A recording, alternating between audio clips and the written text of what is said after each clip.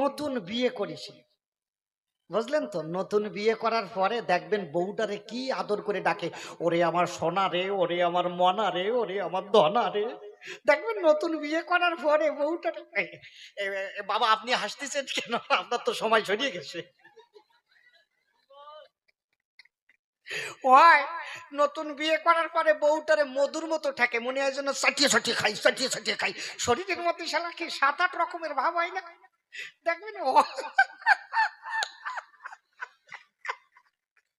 আমি আমি করতে চাই না, এসে গেলি করবো কি কর।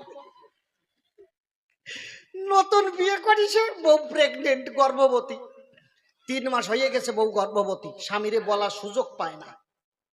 3 মাস পরে স্বামীকে বলছে, জানো একটা আনন্দের সংবাদ আছে। কি সংবাদ?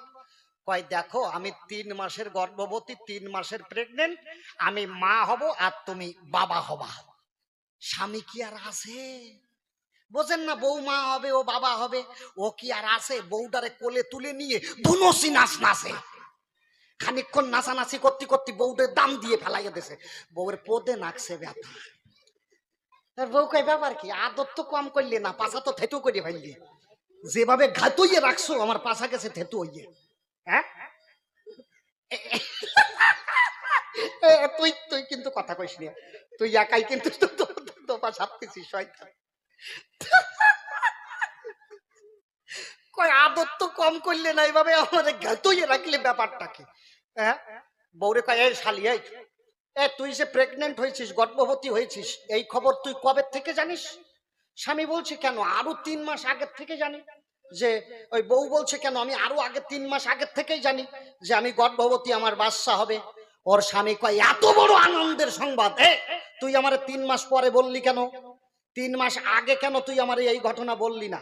বউ কয় আমি তোমারে ভয়তে বলি নাই, যদি তুমি আমারে মারো। স্বামী কয় হারামজাদি, কয় কি? এই তুই মা হবি, আমি বাবা হব, আনন্দের বিষয়, আমি তোরে মারবো কেন? বউ কয় শোনো, আমি বিয়ের আগে একবার বাবার বাড়ি গর্ভবতী হয়েছিলাম, বাবারে কইছিলাম বাবা রামা কেলান কেলাইছিল, রামা কেলান কেলাইছিল, তুমি যদি আমারে তোরে